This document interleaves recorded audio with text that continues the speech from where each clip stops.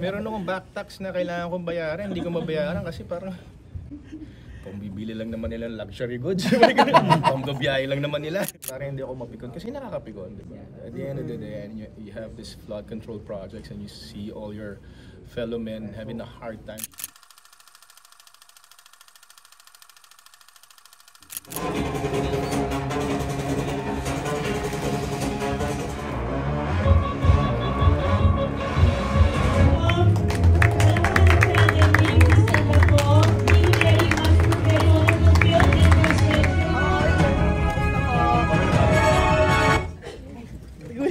Sobrang intense eh. Oo nga, grabe Papa P, ayan, congratulations lang. First of all, parang emotional ka dun nakita ka namin. Caught in action. Hindi mo ako nakaka-recover Noon ang balik lahat Sorry hindi ka pa nakaka-recover, tinanong ka na agad namin. So sana dito mo i-share sa amin, like your first thoughts, like seeing it in full.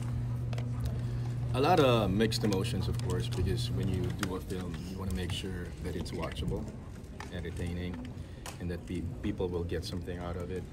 And I guess, while I was watching it, of course I've seen the film many times when we were doing post-prod, but seeing it for the first time sa big screen and realizing the impact it might have to our audience, you have to be responsible. And I guess that's really what I was just thinking about the whole time I was watching it. Ano bang kapupulutan ng aral ng mga tao dito? Ano bang mensahe ng pelikula? And I hope we were able to send a message across because it's really important nowadays. It's very timely with what's happening around the world, the chaos, the violence. So ito yung parang, kung nanood ka ng pelikula, magninilay-nilay ka. Tama ba yung mga choices na ginagawa mo bilang tao, bilang tatay, bilang anak? At ano yung mga circumstances na kailangan mong i-avoid? At yung mga bagay na kailangan mong gawin para mapabuti yung buhay mo at magkaroon ng magandang choices. Ang dami ko sinabi, di ba? Oo. Parang kasama na ba sa mga pag nanonood encapsulate ko na lahat, di ba? Parang pag nanood ka rin ng news, ganyan din yung masasabi mo. Oo So, napaka-sensitive ng natin ngayon, society, not just in the Philippines, but yun nga. So, sana itong pelikula manalamin sa nangyayari sa paligid natin. Magkaroon tayo ng awareness na may mga ginagawa tayo, mga bagay na sana hindi natin nagawa or sana pinili natin yung mas magandang route para mas napabuti yung outcome. Ang galing kasi yung impact nito, of course, yung character mo got entangled in crime. But sa susunod na gagawin mo, ikaw naman ang kukuha ng mga I guess that's the fun part about being an actor. You get to diversify. You get to do roles na talagang hindi mo may isip yung itsura ko dito. Hindi ko mapanood nung una. Ang baho ko, hindi ako naliligo, hindi ako nag-makeup, dami kong buhok sa mukha. Sabi ko, so that's the fun part of playing a character. It's not you, but you are just portraying a character para mas makarelate yung mga tao at maintindihan nila yung conflict ng character mo. And go ahead. How is it working with Kyle? Kumbaga after Pamilya Sagrado? No, actually, this was before Pamilya Sagrado. I guess Dreamscape or ABS for that matter had the idea to pair us up to play my son. I don't know if they got wind about the ride before when we were filming.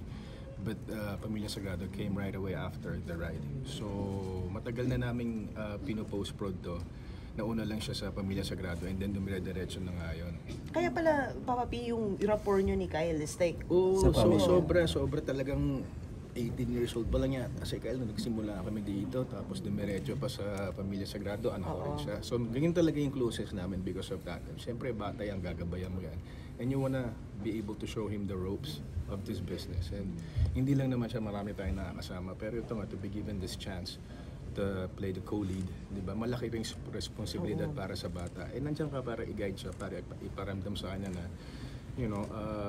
basta gawin mo lang ng tama yung trabaho mo at huwag papasok sa ulo mo, then you'll go places. Ang galing, Papa P, ang dami mong mini-mentor mo. I don't wanna call it mentorship, because at the end of the day, I'm not selfish. I'm just doing my part to be a team player. And it's not something that I do consciously because you want to walk the talk and not say it verbally, but let them see it with how you do your stuff, how you embrace and being passionate about what you do. Doon na lang nila yun. Hindi mo kailangan spoon-feed sa kanila. The last time you talked to Kyle, sabi niya talagang kinoconsider ka niya as not just my mentor niya, best friend daw talaga. Actually, kasi talagang, nung una, nung minsan magkasama kami sa Sagrado, sabi niya, Tol, okay lang ba if I say that you're my mentor? Niya sabi ko, Tol, hindi mo ko mentor. I'm here as your brother, as your best friend. Pero, yeah, if you wanna call me that. But you are your own person. You know, he's very young, you know, it's a long way to go. But, you know, I don't wanna call it that. Kasi parang, ang hirap naman nung pag nilagay mo sa utak mo na mentor ka, magtuturo ka. Ako nag-aaral pa rin ako. I'm still a student, you know. Hindi naman natatapos yung pag-aaral natin at pagiging estudyante sa craft natin. So, kung ano man yung nakikita nila, sana pulutin nila yung maganda. And they learn from that and they go from it. nandun ka daw nung time nung down na down siya because of the yan daw sinushoot niya daw yan. I had so much respect for the kid. When that final scene was happening was the day after his sister passed. So it was really a sensitive time in his life. It was really difficult because you have to control him because wala yung parents niya nasa States, of course, and then siya lang mag-isa dito. So I made sure that he was okay, that he felt loved, that he felt like he had people around him to comfort him, to make sure na everything will be okay. It was just close to home for him because yun nga, very sensitive in time na nangyari yun when we were filming. So, guide ka lang. Wow. Naging acting revelation ba si Kyle? Wala naman kasi akong expectation sa kahit sino kasama ko eh. Pero ang sa akin, ang maganda doon sa bata is that yung willingness niya na maging open, hindi maging mayabang but open to new learnings. And syempre sa edad mo yun talagang lahat bago pa eh. So ito bago yung role, bago yung kasama mo. So nakikinig naman siya at madaling matuto at nakita mo naman napaka-raw. Yun ang maganda pag yung kasama mo, you're on the same page and you know the intention of what you're doing and you give it your best. You know, you commit fully, more than 100%, and that's what I saw in Kyle. Siya daw ang next Piolo Pascual after. Baka mas matangkad siya sa akin. Mas malagpasan pa niyan. You know, marami sila. You know, I have a lot of young friends right now, obviously. And I know they can go places as long as they play their cards well. May upcoming projects ba with Kyle or Marami kaming conceptualize. Bella Padilla, of course, coming from the success of their movie. Before Stella, Bella already was working on a script for a film between the three of us. And also there's another series that she's working on with another team. So hanggang mabuo na yung mga script, hanggang mabuo na yung mga konsepto, dire-diretso yan. So sana. Ano bang reason, Bobby, ba't matagal to para nilabas? This was during the pandemic eh. And at that time, we really wanted a theatrical release. And it's hard because you know, kailangan mo munang balansein or kailangan mo i-test yung ano ba yung kalagayan ng industriya natin sa film industry. And we didn't want to risk it because hindi naman siya typical rom-com. It's not your mainstream kind of film. So it was going to be a risk. So we had to wait. And good thing, you know, MQuest took it on. And so because of that, nagkaroon kami ng backbone. And when we spoke to SM, personally, we asked if we could show it exclusively kasi nga marami naman silang theaters, 80 malls. So yun, gagapangin mo talaga. So and then you wait for the right timing. I believe na lahat naman ng bagay may tamang pagkakataon na ipalabas. So it's not about kailangan mo ipalabas o no. I-polish mo muna. And we went through a lot of FGDs, so many post-production stuff na talagang kailangan kasi ultimo to the last second, to the last beat, kailangan alam mo yung binibigay mo. And as a production company sa Spring Films, matagal na kami hindi gumagawa. So ito talaga yung pet project namin with Cornerstone. Kailangan talagang siguraduhin na maayos sana yung produkto. Sana naman nagustuhan nyo. Ito yung pagbabalik action mo after gulat a long din time, ako eh. diba? May nag-action pala ako. Tapos sa susunod, Ganun din naman, di ba? Bida Kingdom, Oh. di ba? Kingdom, action daw nga pala. Pero grabe yung Spanish action pack also dito. action. I'm Wala sorry. na. Grabe yung action pack mo dito. Any challenges you encounter during the shoot? Marami kaming chase scenes, marami kaming fight scenes. Motor ako, nag-iiskwala yung kotse. So talaga ang daming risky fun. Pero ang lakas kasi talagang yung testosterone talaga lahat nasa taas eh. Tapos puro lalaki pa. So ang bilis ng pacing, ang galing ni Direct Top, and he knew what really wanted out of us. So nag-enjoy kami doon sa proseso. We were in Quezon, lock-in kami for a couple of weeks hanggang matapos namin. May aksidente bang nangyari or parang Nung isang injuries? scene namin, napack up kami dun sa bridge yung sa opening kasi nagka-COVID yung director namin. So pack up. So sabi ko, paano to? Gastos na naman, patay. Pack up yung eksena. Yun lang yung downside pag may mga ano. Pero walang aksidente nangyari. Yeah. So you're over and done with romantic. You're romantic. No, yeah, you know what? I was just thinking about that. I grew up doing rom-coms all my life. So more than 20 years, more than half of my career. And then when I started with Malyari, horror, tapos nag-Gumbursa ka, period. Tapos nagtita Kingdom ako, na ganun din, action. And then ito on the right. Tapos yung ginagawa ko ngayon, family drama naman, sa Star Cinema. And then gagawin ko yung Manila's Finest na period din. So sabi ko, nasan yung rom-com? Di ba ang galing? Because at this point, at my age, I'm really blessed and fortunate enough to say na I'm able to diversify in terms of the roles that I get to play because meron ng avenue, meron ng window because of the streaming right now. Mas nakakapaglaro ka na, hindi ka na stuck sa rom-com. So I'm really happy that I'm able to choose roles or do movies na hindi necessarily rom-com. Do you think yung pagbabalik ng mga Pinoy sa action film, di ba parang medyo na humihina? You know what, more than action films, yung pagbabalik nila sa sinyan. When Conjuring broke box office records, 70 million in one day. Wild. Pati natin kaya yun.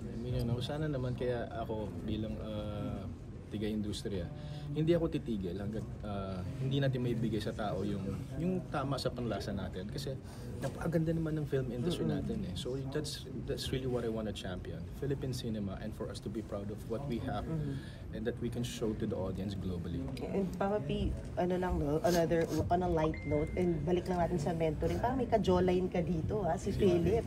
Anak ko? Ay, anak ko pala. Pamangkin ko. Naging anak ko bigla yung pamangkin ko. Din ba siya? Yes. I was surprised because he was born and raised in the States. And then growing up after college, sabi niya, Uncle, I wanna be in showbiz. Sabi ko, Talaga ba? Pwedeng pigilin. So sabi ko, siguro kasi nakatin nila yung trabaho ko. And even my son who happens to celebrate his birthday today. I mean, I'm just happy because hindi mo sila pipilitin. As ako nga, my son was growing up. I kept discouraging him. Sabi ko, aral ka muna, tapusin mo muna para at least may laman yung utak mo pag nag-artista ka.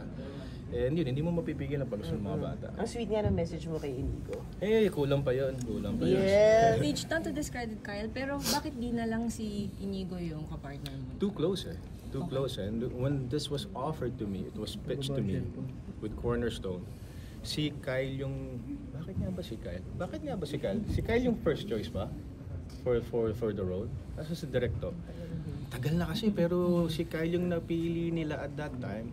And then nag-look test kami. Okay naman. Ilang taon lang siya nung time na yun. So, siya yung tama para sa role. And I think at that time, nasa States pa si Inigo because pandemic time. And ayoko naman gumawa ng father and son na kami na masyadong malapit sa totoong buhay. Kung gagawa kami siguro, something more different in a sense na hindi kami father and son, Are you looking forward to work with him soon? Yung ganyang klase Si yung film Puget? din?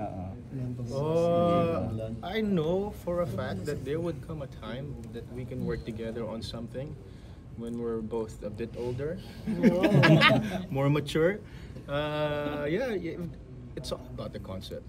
Pag may magandang concept na dumating, mahirap pumindi. Ako, I'm a sucker for good stories. Kahit na hindi ko na kayang gawin, pipilitin ko. Basta magstuwa ko yung isang konsepto such as this. When it was pitched to me, I said, direct, gawin na natin agad yan. So, it happens when it's the right project. Kamusta na po ba siya ngayon? Anong ginagawa niya? Si Inigo is in LA.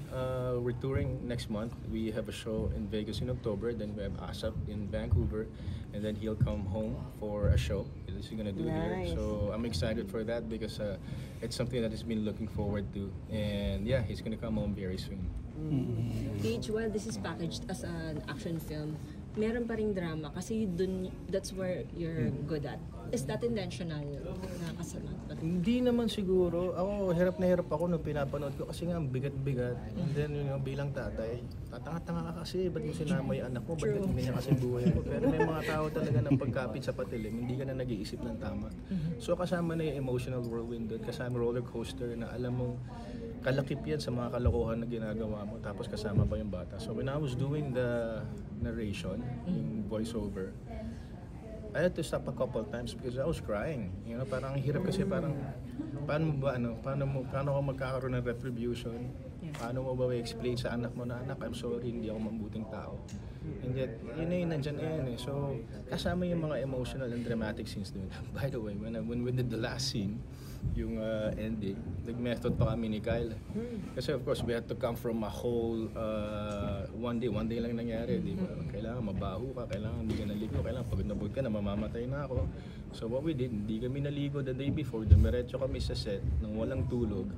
Kaya pagod na pagod kami, which really worked. And you know, all respects for Kyle kasi alam mong ibibigay mo yung kailangan hinihingi para sa eksena. Tsaka malaki yan, malaking screen yan, nakita lahat. So yeah, that's just how I appreciate cinema. You have to do what is asked of you and just really have to deliver because yun ang hinahanap ng character ng istorya. So, reaction mo lang syempre, of course, that ng mga your films are political and everything. Is it? Yes. Not intentional, Oh, not intentional. Yeah. But like, bilang isa sa mga talaga tinitingala icons of this industry, what's your reaction to the ongoing, of course, circus that's happening? okay, so politics? I was with my friends yesterday. So sabi ko, I had to catch up on the news because I'm so busy with work and I don't want to be sidetracked because kailangan mo mag-focus sa ginagawa ko. May tinatapos akong pelikula, ang dami kong ginagawa. Kung pakikinggan ko pa yung news, pag nanonood ko pa yung news, baka hindi ako makapag-concentrate. But of course, I had to catch up because as a citizen, it's my job to be in the know. It's my job to know what's happening, not just to be updated, but to also be in touch with what's happening with your nation because you're a citizen, you know. And then, you know, dito nangyayari yung patriotism. So I want to be aware, but you know, you cannot point fingers right now. But I've been praying about it. Sana mapanagot talaga yung kailangan managot para naman magkaroon ng konting rest, para magkaroon naman tayo ng confidence sa gobyerno natin at sa bansa natin because this is not about anyone anymore. This is about the Philippines. So sana lang magkaroon tayo ng, yun lang, awareness na, you know, we can be apolitical, we can be apathetic, but at the end of the day, you have to do what you have to do as a citizen, as part of this nation. And I think, you know, from my end, hindi kasi ako opinionated na tao, hindi ako nakikialam sa ganyan, it's not my turf. Pero push comes to shove, you know, gagawin mo talaga yung kailangan mo gawin para maprotektahan yung bansa mo, hindi yung gobyerno, kundi yung bansa mo at ang pamilya mo at ang paligid mo. Okay, probably you're one of the highest taxpayers. Oo. Kaya nga napakasakit, di ba? Meron akong back tax na kailangan kong bayaran, hindi ko mabayaran kasi parang pambibili lang naman nila ng luxury goods. Pambabiyahe lang naman nila. Hindi, joke lang. Tax refund ba? Tax refund? Wala nga tayong tax refund eh, pero wala. You have to abide, especially, you know, you're in the business. Pwede kang pagdiskitahan o pwede kang i-audit. Kaya nga kami talaga ever since, especially sa showbiz, black and white. Kasi nakaharap ka eh, tapos taxpayer ka pa. So no matter what happens, hindi ko na lang iniisip kasi pag iniisip mo pa kung saan napupunta yung binabayad mong tax. Sinisilip mo ba magkaano? Yun. Yung saktong pagkunwari ngayong buwan, oh my God, yun ang kaltaas. Yung lagi ko naiisip, sabi ko bakit? Tapos hindi mo naman nakikita yung nangyayari. Kaya I'm trying to not think about it para hindi ako mapikon. Kasi nakakapikon, di ba? At the end of the day, and you have this flood control projects and you see all your fellow men having a hard time trying to, you know, get by na nababaha this and that. Sana magkaroon ng konsensya yung mga taong involved kasi nakakahiya tayo. Sana makonsensya sila. Kasi yung pera, sa kabadadalin ng pera mo, sana yung sapat na. Wag mo nang nakawan yung mga taong naghihirap na nga. Hayaan mo pa maghirap pala. Magkaroon tayo ng konsensya, yun na lang pwede ko sabihin. Thank you. Thank you, Bobby. Kinakta kami ni Kares. Ayun na, cut!